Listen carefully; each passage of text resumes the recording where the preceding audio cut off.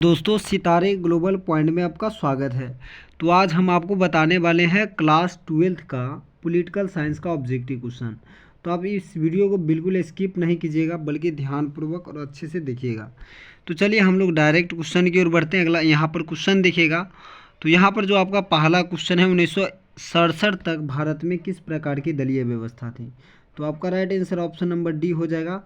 1967 तक देखिएगा तो आपका एकल अधिपत्य साली दलीय व्यवस्था थी, है ना। 1964 में देखिएगा तो वहीं पंडित जवाहरलाल नेहरू की मृत्यु हो जाती है। उसके बाद लाल बहादुर शास्त्री जी जो है उनके जगह को संभालते हैं, लाल बहादुर शास्त्री, है ना। तो ये भी याद रखिएगा। यानी कि हाँ, 1967 तक देखिएगा तो एक ही दल के नेता जो है हमेशा बार बार बनते रहते हैं। तो चलिए अगला क्वेश्चन देखिएगा। भारतीय राष्ट्रीय कांग्रेस के द्वारा किस प्रकार का समाजवाद को अपनाया गया। तो ब्रिटेन के लोकतांत्रिक समाजवाद को अपनाया गया। अगला क्वेश्चन आप देखिएगा। भारत के किस राज्य में कम्युनिस्ट पार्टी को सत्ता में आने का सर्वप्रथम अवसर मिला। 1957 के दूसरे चुनाव के बाद। चलिए अगला क्वेश्चन देखिएगा। भारत के प्रथम गैर कांग्रेस प्रधानमंत्री कौन थे। तो ये आपका बने थे कौन, मोरारजी देसाई। मोरारजी देसाई भारत के प्रथम गैर कांग्रेसी सरकार बने थे 1977 में। 1977 में तो पहली बार गैर कांग्रेसी सरकार कब बनी, तो 1977 में आपको याद रख लेना है। तो चलिए अगला क्वेश्चन की ओर बढ़ते हैं। निम्नलिखित में से किन्हें वामपंथी की कोठी में रखा जाता है। तो आपका राइट आंसर हो जाएगा क्या, समाजवादी पार्टी को रखा जाता है। तो आपका ऑप्शन नंबर डी जो है सही हो जाएगा। संविधान के प्रारूप समिति के अध्यक्ष कौन चुने गए। तो डॉक्टर भीमराव अंबेडकर। डॉक्टर भीमराव यहाँ पर है, देखिए ऑप्शन नंबर डी जो है इसका राइट आंसर, ये नहीं होगा। डॉक्टर भीमराव अंबेडकर हो जाएंगे प्रारूप समिति के अध्यक्ष। प्रारूप समिति में कुल कितने सदस्य थे, तो आपको याद रखना है 7 सदस्य थे। चलिए अगला क्वेश्चन। भारतीय नागरिकों को कितने मौलिक अधिकार प्राप्त हैं। तो फंडामेंटल राइट की बात करें तो ये जो आपका फंडामेंटल राइट है, ये हमारे संविधान के भाग, है ना। तो हमारे संविधान के भाग 3 में इसका उल्लेख है। भाग 3 में आप फंडामेंटल राइट पढ़िएगा मौलिक अधिकार के बारे में। तो मौलिक अधिकार की बात करें तो वर्तमान में मौलिक अधिकार की संख्या कितनी है, तो 6 है। और एक अधिकार को समाप्त कर दिया गया है जिसको बोलते हैं संपत्ति का अधिकार। तो ये आपका संपत्ति का अधिकार जो है वो आर्टिकल 300 के कॉम में है। और संपत्ति का अधिकार अब ये मतलब कानूनी अधिकार हो चुका है। तो यहाँ पर आपका राइट आंसर क्या हो जाएगा, तो आपका राइट आंसर ऑप्शन नंबर क्या हो जाएगा, 6 यहाँ पर मिला लीजिएगा। देखिए ऑप्शन नंबर सी में है। भारतीय संविधान को पूर्ण रूप से किस दिन अपनाया गया। तो पूर्ण रूप से कब अपनाया गया, 26 जनवरी 1950 ईस्वी को अपना लिया गया था।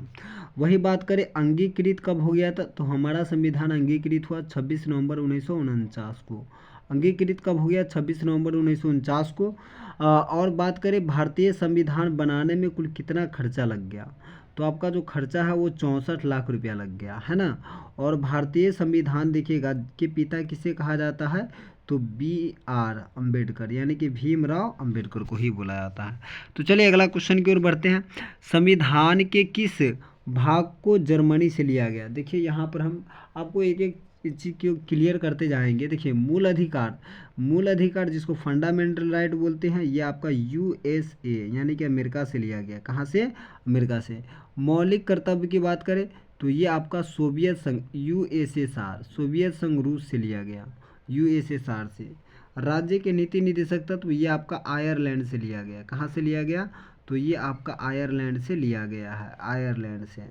वहीं बात करें ये, अब देखिए 3 ऑप्शन गलत हो गया, तो ये ऑप्शन क्या हो जाएगा, सही।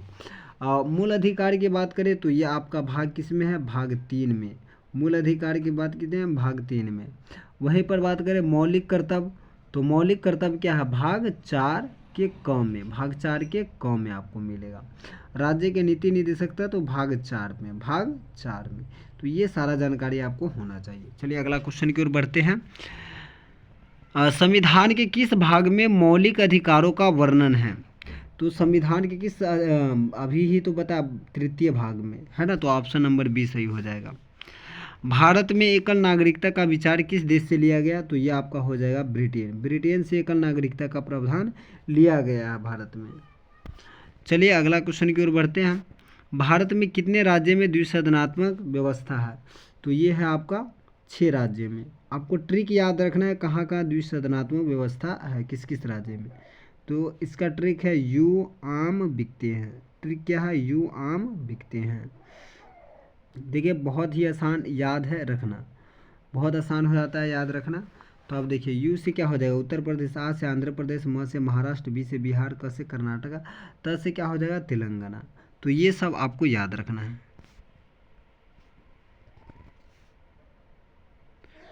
निम्नलिखित में से किस राजनीतिक पार्टी का उदय इंडिया एगेंस्ट करप्शन आंदोलन से हुआ है? तो यहाँ पर आपका जो राइट आंसर हो जाएगा, यहाँ पर क्या हो जाएगा? निम्नलिखित में से किस राजनीतिक पार्टी का उदय इंडिया अगेंस्ट करप्शन आंदोलन से हुआ? तो यहाँ पर जो आपका राइट आंसर हो जाएगा, आप मिला लीजिएगा इस क्वेश्चन को, आप पार्टी हो सकता है, मिला लीजिएगा इसका क्या आंसर होगा। चलिए अगला क्वेश्चन की ओर बढ़ते हैं। भारत में पहली महिला राज्यपाल कौन बनी थी? तो ये तो बहुत आसान है। भारत में पहली महिला राज्यपाल जो थी आपका सरोजनी नायडू था, है ना। तो सरोजनी नायडू हो जाएगा।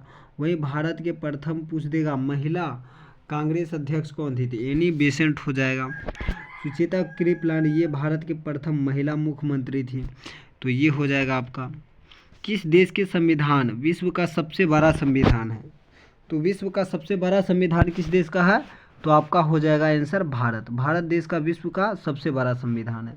वहीं पूछेगा विश्व का सबसे पुराना संविधान। देखिए विश्व का सबसे पुराना संविधान किस देश का है? विश्व का सबसे पुराना अगर संविधान पूछे तो आपको बोलना है ब्रिटेन। क्या बोलना है आपको? ब्रिटेन का संविधान जो है सबसे पुराना संविधान है। अगर आपसे पूछे विश्व का सबसे पुराना और लिखित संविधान, लिखित आपसे पूछे लिखित, तो आपको बोलना है अमेरिका। क्या बोलना है? अमेरिका। तो चलिए अगला क्वेश्चन की ओर बढ़ते हैं। अगला क्वेश्चन देखिएगा, संयुक्त राष्ट्र महासभा की पहली महिला अध्यक्ष कौन थी? विजय लक्ष्मी पंडित थी। अगला क्वेश्चन की ओर बढ़ते हैं। अगला क्वेश्चन आप देखिएगा, भारतीय संविधान का कौन सा भाग आत्मा के रूप में जाना जाता है? तो ये आपका हो जाएगा प्रस्तावना। प्रस्तावना को आत्मा के रूप में जाना जाता है। वहीं बात करें तो आर्टिकल 32 को डॉक्टर भीमराव अंबेडकर जी के द्वारा बोला गया कि ये भी क्या है? संविधान की आत्मा। इसके द्वारा 5 प्रकार की रीट जो है जारी किया जाता है। तो ये आप जरूर याद रखिएगा। चलिए किस प्रधानमंत्री ने मंडल आयोग की सिफारिश को लागू किया था? बीपी सिंह। ये हो जाएगा आपका राइट आंसर, बीपी सिंह।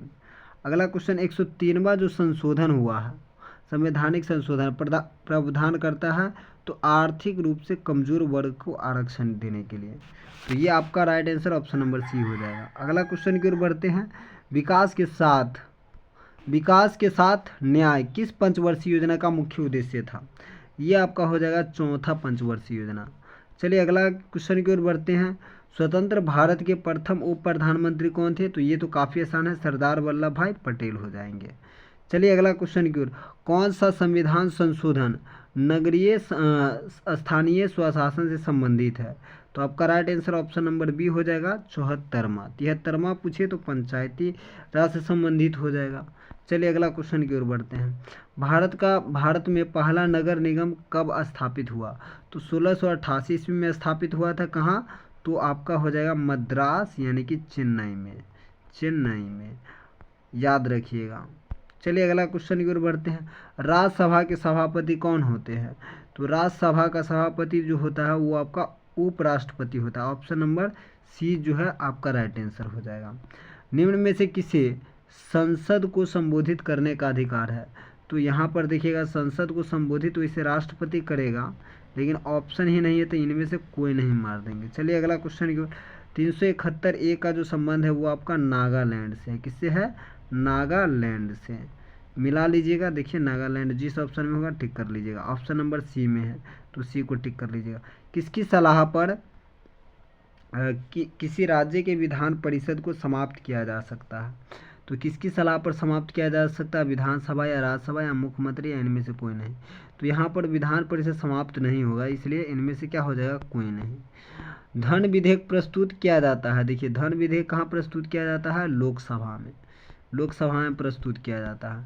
देखिए किस संस्था के पास यहाँ पर देखिए संविधान व्याख्या करने का अधिकार होता है? वो आपका सुप्रीम कोर्ट के पास होता है, यानी कि सर्वोच्च न्यायालय के पास, है ना। चलिए अगला क्वेश्चन, पंचायती राज शामिल है, तो पंचायती राज शामिल है किसमें, राज सूची में हो जाएगा। चलिए अगला अगला क्वेश्चन की ओर बढ़ते हैं, राज्यसभा धन विधेयक को कितना दिन तक रोक सकता है। देखिए धन विधेयक जो होता है वो आपका मतलब लोकसभा में प्रस्तुत किया जाता है, और इसकी जब लोकसभा पास कर देता है तो राज्यसभा में जाती है, और राज्यसभा अधिक अधिक से 14 दिन ही रोक सकती है, इससे अधिक दिन नहीं रोक सकती है। निम्न में से कौन सी समिति राजनीति के अपराधीकरण अध्ययन के लिए गठित की गई थी। यहाँ पर जो आपका राइट आंसर हो जाएगा बोहरा समिति, ऑप्शन नंबर बी सही हो जाएगा। चलिए अगला क्वेश्चन की ओर बढ़ते हैं, चुनाव के लिए आदर्श आचार संहिता कौन जारी करता है, तो ये नहीं होगा, देखिए चुनाव आयोग जारी करता है, चुनाव आयोग। चलिए अगला क्वेश्चन की, शून्य काल का संबंध किससे है, तो शून्य काल का संबंध जो आपका संसद से हो जाएगा। एक है शून्य काल और एक है प्रश्नकाल। प्रश्नकाल की बात करें तो प्रश्नकाल का जो टाइम है वो 11 से 12 बजे तक का होता है, और शून्य काल के टाइम की बात करें तो शून्य काल का जो टाइम है वो आपका होता है 12 से 1 का, 12 से 1 का, 12 से 1 का, तो ये याद रखिएगा। चलिए राष्ट्रीय मानवाधिकार आयोग की स्थापना कब हुई, तो यहाँ पर क्या हो जाएगा, राष्ट्रीय मानवाधिकार आयोग की स्थापना कब हुई थी। तो इस क्वेश्चन को आप लोग मिला लीजिएगा कि कब हुआ, ये हमें नहीं मालूम है अभी। चलिए पंचायती राज व्यवस्था का सबसे महत्वपूर्ण स्तर क्या है, तो पंचायती राज व्यवस्था का सबसे महत्वपूर्ण स्तर हो जाएगा आपका ग्राम पंचायत। पंचायती राज दिए सबसे पहले जो पंचायती राज व्यवस्था लागू किया गया वो आपका 2 अक्टूबर 1959 को लागू किया, 2 अक्टूबर 1959 को लागू हुआ था। कहाँ, तो राजस्थान के नागौर जिला में, राजस्थान के नागौर जिला में पंचायती राज व्यवस्था, राजस्थान के नागौर जिला में। तो चलिए अगला क्वेश्चन की ओर बढ़ते हैं, और पंचायती राज व्यवस्था के 3 स्तर होते हैं, ये सब याद रखिएगा आप। निम्नलिखित में से किस राज्य में पंचायती राज संस्था नहीं है, तो यहाँ पर आपका राइट आंसर मिजोरम हो जाएगा। चलिए अगला क्वेश्चन की ओर बढ़ते हैं, भारत में अंतिम रेल बजट कब प्रस्तुत किया गया था, तो भारत में अंतिम रेल बजट जो है कब प्रस्तुत किया गया, तो आपको याद रखना है भारत में अंतिम रेल बजट जो है 2016 में प्रस्तुत किया गया। अंतर्राष्ट्रीय मानवाधिकार दिवस कब मनाया जाता है, तो ये आपका हो जाएगा अंतर्राष्ट्रीय मानवाधिकार दिवस, ये आपका हो जाएगा 10 दिसंबर, 10 दिसंबर आपका राइट आंसर हो जाएगा। वहीं पूछे अंतर्राष्ट्रीय महिला दिवस, तो 8 मार्च आप लगा लीजिएगा। आप पर्यावरण विश्व पर्यावरण दिवस पूछे तो 5 जून लगा लीजिएगा। तो ये सब दिवस याद होना चाहिए आपको। भारत में चुनाव आयोग का गठन कब हुआ था, 25 जनवरी 1950 को हुआ था, 25 जनवरी 1950 को हुआ था, ये याद रख लीजिएगा आप।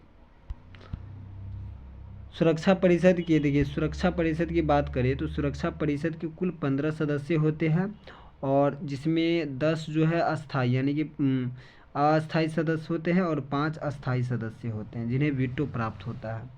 और वो 5 अस्थाई सदस्य कौन कौन होते हैं, तो अमेरिका, ब्रिटेन, फ्रांस, रूस, चीन है, और बाकी देश अस्थाई है। इनका कार्यकाल 2 वर्षों का होता है। चलिए अगला क्वेश्चन की ओर बढ़ते हैं, निम्नलिखित में संयुक्त राष्ट्र संघ की एजेंसी नहीं है, देखिए यहाँ पर सभी है, लेकिन यहाँ पर ऑप्शन के अनुसार यूनिसेफ या यूनेस्को आप लगा लीजिएगा। संयुक्त राष्ट्र महासभा की बैठक वर्ष में कितनी बार होती थी, 1 वर्ष में 1 ही बार होती है, 1 वर्ष में 1 बार, ये ऑप्शन गलत है। निम्न में से किस राज्य में विधान परिषद नहीं है, तो यहाँ पर हम आपको बताए थे ट्रिक, देख लीजिए। यू आम बिकते हैं, यू से उत्तर प्रदेश, ये गलत हो जाएगा, ये तो है ही। बी से बिहार बता ही दिए, कर्नाटक, राजस्थान नहीं है, ऑप्शन नंबर सी सही हो जाएगा। पहला गुट निरपेक्ष सम्मेलन जो है वो आपका हुआ था 1961 में, कहाँ, बेलग्रेड में हुआ था, ये आपको याद रख लेना। चलिए अगला क्वेश्चन की ओर बढ़ते हैं, भारत की संसद में शामिल है, तो भारत की संसद में क्या शामिल है, तो देखिएगा लोकसभा, राज्यसभा और राष्ट्रपति, ये तीनों शामिल हो जाएंगे। अगर यहाँ पर पूछता आपसे कि यहाँ संसद के कितने सदन हैं, सदन पूछता तो 2 होता, एक लोकसभा एक राज्यसभा। चलिए अगला क्वेश्चन की ओर बढ़ते, किस संविधान संशोधन द्वारा मौलिक कर्तव्य को जोड़ा गया, 42वां संविधान संशोधन के द्वारा जो है मौलिक कर्तव्य को जोड़ा गया था, 42वां संविधान संशोधन 1976 के द्वारा, 1976 में। चलिए अगला क्वेश्चन की ओर बढ़ते, लद्दाख केंद्र शासित राज्य कब बना, 2019। चलिए अगला क्वेश्चन की ओर बढ़ते, अगला क्वेश्चन देखिएगा, शीत युद्ध के दौरान शक्ति के कितने केंद्र थे, 2 हो जाएंगे, यानी कि एक अमेरिका और एक सोवियत संघ रूस। भारतीय संघीय में किसे अधिक शक्ति प्राप्त है, तो वो है आपका केंद्र को हो जाएगा, केंद्र को अधिक शक्ति प्राप्त होता है। तो ये 50 क्वेश्चन में आपका कितना क्वेश्चन सही हुआ आप हमें कमेंट में ज़रूर बताएं, कमेंट में एक बार ज़रूर बताएं कि आपका कितना सही हुआ। अगर आपका 40 प्लस सही हुआ तो समझिए आपकी तैयारी काफ़ी अच्छी है। अगर आपका 40 प्लस सही नहीं है, 30-32 सही हुआ, तो आपको और भी मेहनत करने की ज़रूरत है। तो चलिए मिलते हैं आपसे नेक्स्ट वीडियो में।